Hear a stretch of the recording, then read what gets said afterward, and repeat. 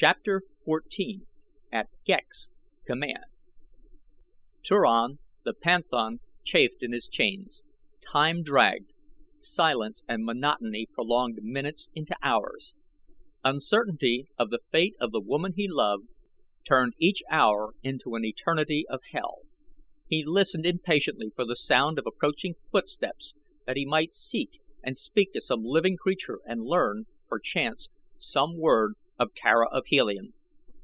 After torturing hours, his ears were rewarded by the rattle of harness and arms. Men were coming. He waited breathlessly. Perhaps they were his executioners, but he would welcome them notwithstanding. He would question them, but if he knew naught of Tara, he would not divulge the location of the hiding place in which he had left her. Now they came, a half-dozen warriors and an officer, escorting an unarmed man, a prisoner doubtless. Of this Turan was not left long in doubt, since they brought the newcomer and chained him to an adjoining ring. Immediately the Panthon commenced to question the officer in charge of the guard. "Tell me," he demanded, "why have I been made prisoner, and if other strangers were captured since I entered your city?" "What other prisoners?" asked the officer. "A woman and a man with a strange head," replied Turan. "It is possible," said the officer, "but what were their names?" "The woman was Tara, Princess of Helium, and the man was Ghek, a kaldane of Bantoom." "These were your friends?" asked the officer. "Yes," replied Turan. "It is what I would know," said the officer, and with a curt command to his men to follow him he turned and left the cell. "Tell me of them," cried Turan after him. "Tell me of Tara of Helium. Is she safe?" But the man did not answer, and soon the sound of their departure died in the distance. "Tara of Helium was safe but a short time since," said the prisoner chained by Turan's side. The Panthon turned toward the speaker, seeing a large man, handsome of face and with a manner both stately and dignified. "You have seen her?" he asked. "They captured her, then? She is in danger?" "She is being held in the towers of Jetan as a prize for the next games," replied the stranger. "And who are you?" asked Turan, "and why are you here, a prisoner?" "I am A Kor, the dwar, keeper of the towers of Jetan," replied the other. "I am here because I dared speak the truth of O Tar the jeddak to one of his officers." "And your punishment?" asked Turan. "I do not know. O Tar has not yet spoken. Doubtless the games, perhaps the full 10, for O Tar does not love A Kor, his son." "You are the jeddak's son?" asked Turan. "I am the son of O Tar and of a slave, Haja of Gathol, who was a princess in her own land." Turan looked searchingly at the speaker. A son of Haja of Gathol! A son of his mother's sister! This man, then, was his own cousin. Well did Gahan remember the mysterious disappearance of the Princess Haja and an entire utan of her personal troops. She had been upon a visit far from the city of Gathol, and returning home had vanished with her whole escort from the sight of man. So this was the secret of the seeming mystery. Doubtless it explained many other similar disappearances that extended nearly as far back as the history of Gathol. Turan scrutinized his companion, discovering many evidences of resemblance to his mother's people. A Kor might have been 10 years younger than he, but such differences in age are scarce accounted among a people who seldom or never age outwardly, after maturity and whose span of life may be 1,000 years. "And where lies Gathol?" asked Turan. "Almost due east of Manator," replied A Kor. "And how far?" "Some 21 degrees it is from the city of Manator to the city of Gathol," replied A Kor, "but little more than 10 degrees between the boundaries of the two countries. Between them, though, there lies a country of torn rocks and yawning chasms." Well did Gahan know this country that bordered his upon the west. Even the ships of the air avoided it because of the treacherous currents that rose from the deep chasms, and the almost total absence of safe landings.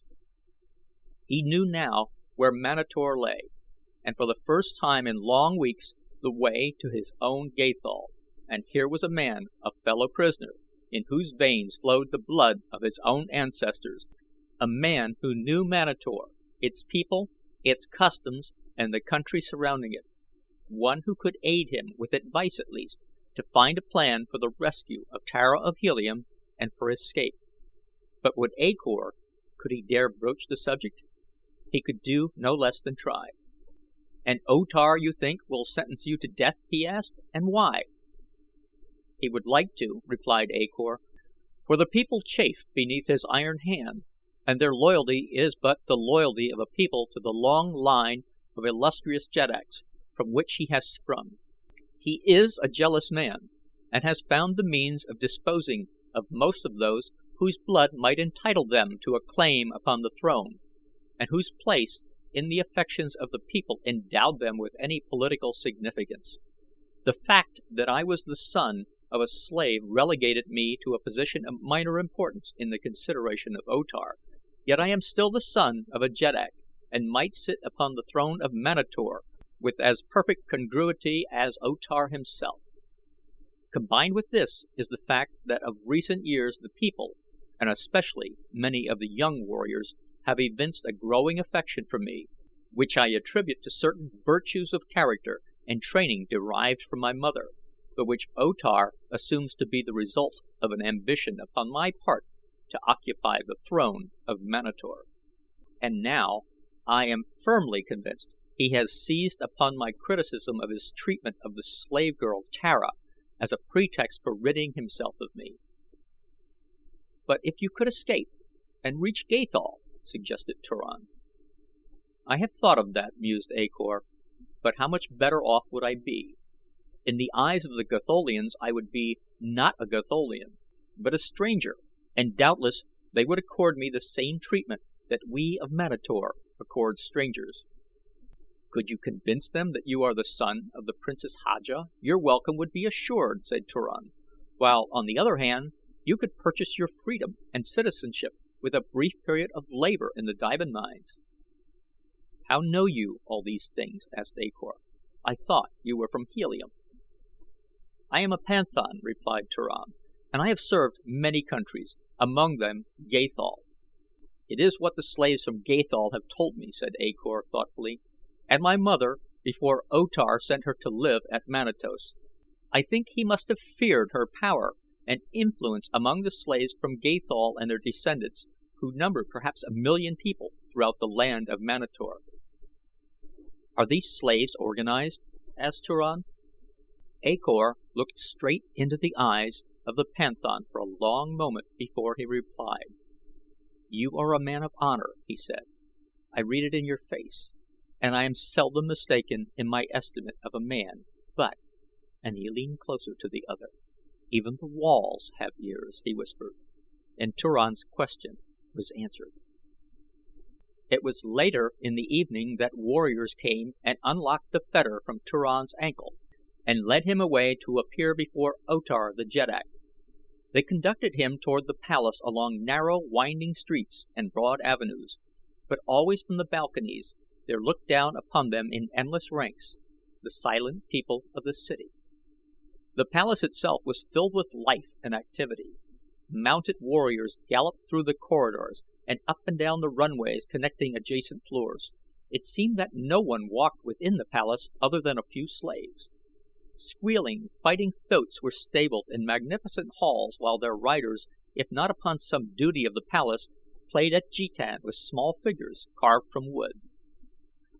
Turan noted the magnificence of the interior architecture of the palace, the lavish expenditure of precious jewels and metals, the gorgeous mural decorations which depicted almost exclusively martial scenes, and principally duels which seemed to be fought upon jetan boards of heroic size. The capitals of many of the columns supporting the ceilings of the corridors and chambers through which they passed were wrought into formal likenesses of jetan pieces. Everywhere there seemed to be a suggestion of the game. Along the same path that Tara of Helium had been led, Turan was conducted toward the throne room of O Tar the Jeddak, and when he entered the Hall of Chiefs his interest turned to wonder and admiration as he viewed the ranks of statuesque thoatmen decked in their gorgeous martial panoply. Never, he thought, had he seen upon Barsoom more soldierly figures or thoats so perfectly trained to perfection of immobility as these. Not a muscle quivered, not a tail lashed, and the riders were as motionless as their mounts, each warlike eye straight to the front, the great spears inclined at the same angle. It was a picture to fill the breast of a fighting man with awe and reverence. Nor did it fail in its effect upon Turan as they conducted him the length of the chamber, where he waited before great doors until he should be summoned into the presence of the ruler of Manator. When Tara of Helium was ushered into the throne room of O Tar, she found the great hall filled with the chiefs and officers of O Tar and U Thor, the latter occupying the place of honor at the foot of the throne as was his due. The girl was conducted to the foot of the aisle and halted before the Jeddak, who looked down upon her from his high throne with scowling brows and fierce, cruel eyes. "The laws of Manator are just," said O Tar, addressing her. "Thus is it that you have been summoned here again to be judged by the highest authority of Manator. Word has reached me that you are suspected of being a Corphal. What word have you to say in refutation of the charge?" Tara of Helium could scarce restrain a sneer as she answered the ridiculous accusation of witchcraft. "So ancient is the culture of my people," she said, "that authentic history reveals no defense of that which we know existed only in the ignorant and superstitious minds of the most primitive peoples of the past. To those who are yet so untutored as to believe in the existence of Corphals, there can be no argument that will convince them of their error. Only long ages of refinement and culture can accomplish their release from the bondage of ignorance. I have spoken." "Yet you do not deny the accusation?" said O Tar. "It is not worthy the dignity of a denial," she responded haughtily. "And I were you, woman," said a deep voice at her side, "I should, nevertheless, deny it." Tara of Helium turned to see the eyes of U Thor, the great Jed of Manatos, upon her. Brave eyes they were, but neither cold nor cruel. O Tar rapped impatiently upon the arm of his throne. "U Thor forgets," he cried, "that O Tar is a Jeddak." "U Thor remembers," replied the Jed of Manatos, "that the laws of Manator permit any who may be accused to have advice and counsel before their judge." Tara of Helium saw that for some reason this man would have assisted her, and so she acted upon his advice. "I deny the charge," she said. "I am no Corphal." "Of that we shall learn," snapped O Tar. "Udor, where are those who have knowledge of the powers of this woman?" And Udor brought several who recounted the little that was known of the disappearance of E Med, and others who told of the creature of Ghek and Tara, suggesting by deduction that having been found together they had sufficient in common to make it reasonably certain that one was as bad as the other, and that therefore it remained but to convict one of them of Corphalism to make certain the guilt of both. And then O Tar called for Ghek, and immediately the hideous kaldane was dragged before him by warriors who could not conceal the fear in which they held this creature. "And you," said O Tar in cold, accusing tones, "already have I been told enough of you to warrant me in passing through your heart the Jeddak's steel, and of how you stole the brains from the warrior Uvan, so that he thought he saw your headless body still endowed with life, of how you caused another to believe that you had escaped, making him to see naught but an empty bench and a blank wall where you had been." "Ah, O Tar, but that is as nothing," cried a young Padwar, who had come in command of the escort that brought Ghek. "The thing which he did to Izab would prove his guilt alone." "What did he to the warrior Izab?" demanded O Tar. "Let Izab speak." The warrior Izov, a great fellow of bulging muscles and thick neck, advanced to the foot of the throne. He was pale, and still trembling visibly as from a nervous shock. "Let my first ancestor be my witness, O Tar, that I speak the truth," he began. "I was left to guard this creature, who sat upon a bench, shackled to the wall. I stood by the open doorway at the opposite end of the chamber. He could not reach me, yet, O Tar, may Iss engulf me if he did not drag me to him helpless as an unhatched egg. He dragged me to him, greatest of Jedaks, with his eyes. With his eyes he seized upon my eyes and dragged me to him, and he made me lay my swords and dagger upon the table and back off into a corner, and still keeping his eyes upon my eyes, his head quitted his body, and crawling upon 6 short legs, it descended to the floor and backed part way into the hole of an ulsio, but not so far that the eyes were not still upon me, and then it returned with the key to its fetter, and after resuming its place upon its shoulders, it unlocked the fetter and again dragged me across the room, and made me to sit upon the bench where it had been, and there it fastened the fetter about my ankle, and I could do naught, for the power of its eyes and the fact that it wore my 2 swords and my dagger. And then the head disappeared down the hole of the ulsio with the key, and when it returned, it resumed its body and stood guard over me at the doorway until the padwar came to fetch it hither." "It is enough," said O Tar sternly. "Both shall receive the Jeddak steel." And rising from his throne he drew his long sword and descended the marble steps toward them, while 2 brawny warriors seized Tara by either arm and 2 seized Ghek, holding them facing the naked blade of the Jeddak. "Hold just, O Tar," cried U Dor. "There be yet another to be judged. Let us confront him who calls himself Turan with these his fellows before they die." "Good!" exclaimed O Tar, pausing halfway down the stairs. "Fetch Turan, the slave." When Turan had been brought into the chamber, he was placed a little to Tara's left and a step nearer the throne. O Tar eyed him menacingly. "You are Turan," he asked, "friend and companion of these?" The panthan was about to reply when Tara of Helium spoke. "I know not this fellow," she said. "Who dares say that he be a friend and companion of the Princess Tara of Helium?" Turan and Ghek looked at her in surprise, but at Turan she did not look, and to Ghek she passed a quick glance of warning, as to say, "Hold thy peace."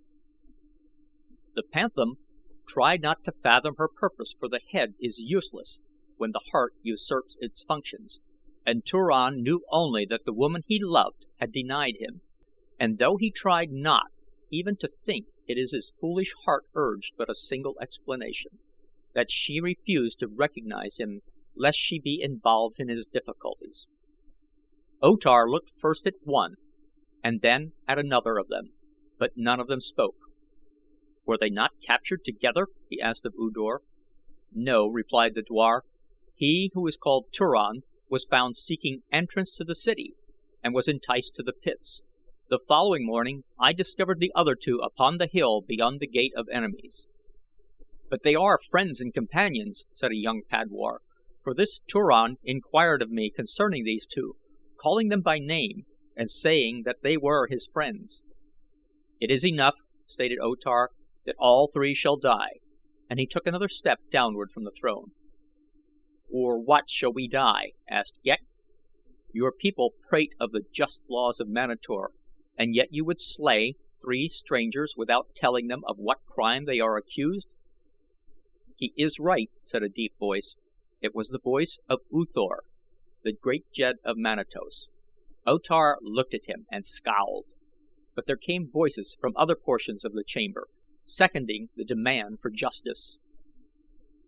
"Then know, now you shall die anyway," cried A Tor, "that all 3 are convicted of Corphilism, and that as only a Jeddak may slay such as you in safety, you are about to be honored with the steel of O Tar." "Fool!" cried Turan. "Know you not that in the veins of this woman flows the blood of 10,000 Jeddaks, that greater than yours is her power in her own land? She is Tara, Princess of Helium, great granddaughter of Tardos Mors, daughter of John Carter, warlord of Barsoom. She cannot be a Corphal. Nor is this creature Ghek, nor am I, and you would know more. I can prove my right to be heard, and to be believed, if I may have word with the Princess Haja of Gathol, whose son is my fellow prisoner in the pits of O Tar, his father." At this, U Thor rose to his feet and faced O Tar. "What means this?" he asked. "Speaks the man the truth? Is the son of Haja a prisoner in thy pits, O Tar?" "And what is it to the Jed of Manatos, who be the prisoners in the pits of his jeddak?" demanded O Tar angrily. "It is this to the Jed of Manatos," replied U Thor in a voice so low as to be scarce more than a whisper, and yet that was heard the whole length and breadth of the great throne room of O Tar, Jeddak of Manator. "You gave me a slave woman, Haja, who had been a princess in Gathol, because you feared her influence among the slaves from Gathol. I have made of her a free woman, and I have married her and made her thus a princess of Manatos. Her son is my son, O Tar, and though thou be my jeddak, I say to you that for any harm that befalls A Kor, you shall answer to U Thor of Manatos." O Tar looked long at U Thor, but he made no reply. Then he turned again to Turan. "If one be a Corphal," he said, "then all of you be Corphals, and we know well from the things that this creature has done," he pointed at Ghek, "that he is a Corphal, for no mortal has such powers as he.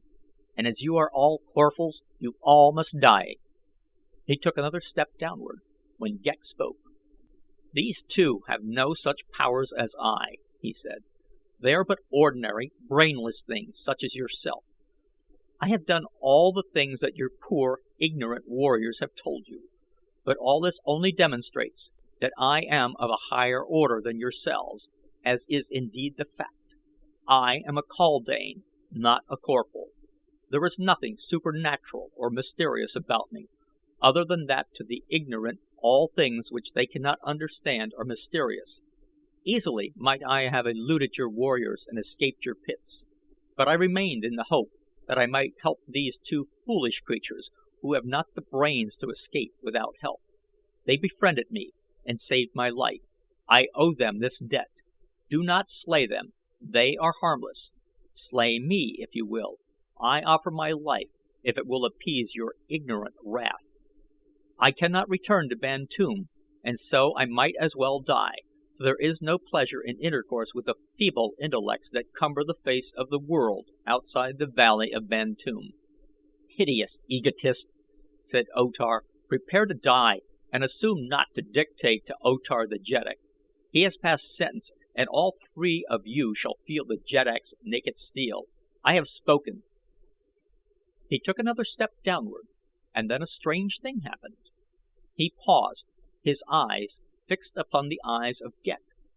His sword slipped from nerveless fingers, and still he stood there, swaying forward and back. A Jed rose to rush to his side, but Ghek stopped him with a word. "Wait," he cried. "The life of your jeddak is in my hands. You believe me a Corphal, and so you believe too that only the sword of a jeddak may slay me. Therefore your blades are useless against me. Offer harm to any one of us, or seek to approach your jeddak until I have spoken, and he will sink lifeless to the marble. Release the two prisoners and let them come to my side. I would speak to them privately. Quick! Do as I say. I would as lief as not slay O Tar. I but let him live that I may gain freedom for my friends. Obstruct me, and he dies." The guards fell back, releasing Tara and Turan, who came closer to Ghek's side. "Do as I tell you, and do it quickly," whispered the kaldane. "I cannot hold this fellow long, nor could I kill him thus. There are many minds working against mine, and presently mine will tire, and O Tar will be himself again. You must make the best of your opportunity while you may. Behind the arras that you see hanging in the rear of the throne above you is a secret opening. From it a corridor leads to the pits of the palace, where there are storerooms containing food and drink. Few people go there. From these pits lead others to all parts of the city. Follow one that runs due west and it will bring you to the Gate of the Enemies. The rest will then lie with you. I can do no more. Hurry before my waning powers fail me. I am not as Luud, who was a king. He could have held this creature forever. Make haste! Go!" This is the end of the Chessmen of Mars, Chapter 14.